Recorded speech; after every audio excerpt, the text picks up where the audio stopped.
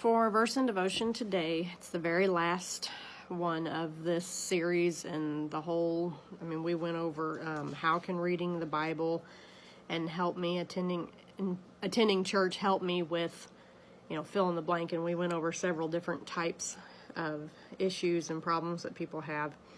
And today's the very last one for sexual abstinence, and these particular verses are completely directed at sexual impurity and sexual immorality. And I wanted to read these, and it's fitting that this is the way it worked out. But it's 1 Corinthians chapter 6, and it's verses 12 through 20. And it literally is subheaded, it says sexual immorality, so it talks about that. Excuse me. But before I go on too much further, I will read them. However, I just want you to know that if you have had problems, if you do have sin in your life, all you have to do is ask Jesus for forgiveness, mean it, be sincere about it, and then just stop. Stop doing that kind of stuff, or whatever it is that you're doing. Just stop.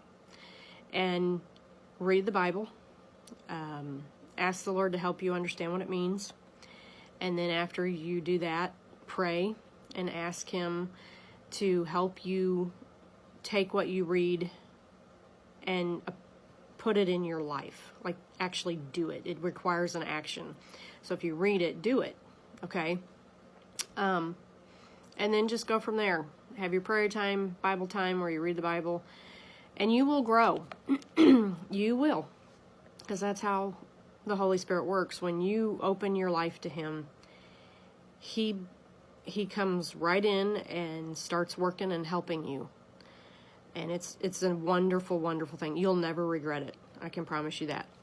All right, let me finish this, and we'll go from there. 1 Corinthians chapter 6, verses 12 through 20. Verse 12 says, "Everything is permissible for me, but not everything is beneficial. Everything is permissible for me, but I will not be mastered by anything. Food for the stomach, and stomach for food, but God will destroy them both. The body is not meant for sexual immorality." I want you to listen to this, pay attention. "But for the Lord, and the Lord for the body. By His power, God raised the Lord from the dead, and He will raise us also. Do you not know that your bodies are members of Christ Himself? Shall I then take the members of Christ and unite them with a prostitute? Never. Do you not know that he who unites himself with a prostitute is one with her in body? For it is said, the two will become one flesh. But he who unites himself with the Lord is one with Him in spirit. Flee from sexual immorality. All other sins a man commits are outside his body, but he who sins sexually sins against his own body. Do you not know that your body is a temple of the Holy Spirit, who is in you, whom you have received from God? You are not your own. You were bought at a price. Therefore, honor God with your body." This sums up the sexual impurity and sexual immorality, period. These verses do. Your bodies are members of Christ.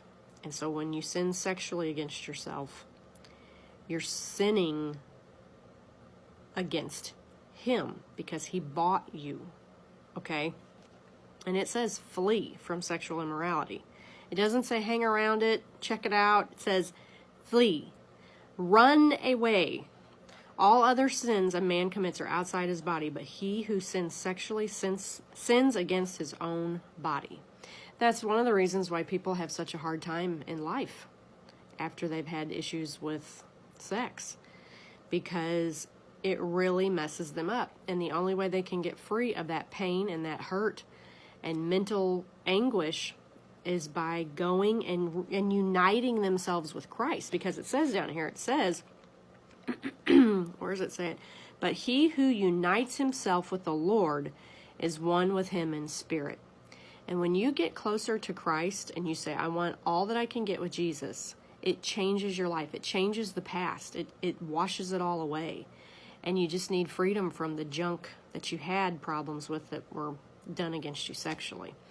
So, if you have issues with sexual problems and you want to not do that anymore, just ask Jesus to forgive you and don't do it anymore. And like I said, dive into this word, pray. And I'm not talking one time. I'm talking every day. You have to have a relationship with Jesus. Once you do that, once you start to talk to him and read his word every single day and apply it to your life every single day, it will absolutely change your life. I don't know what we're going to go into next, but we will see. And we'll go from there.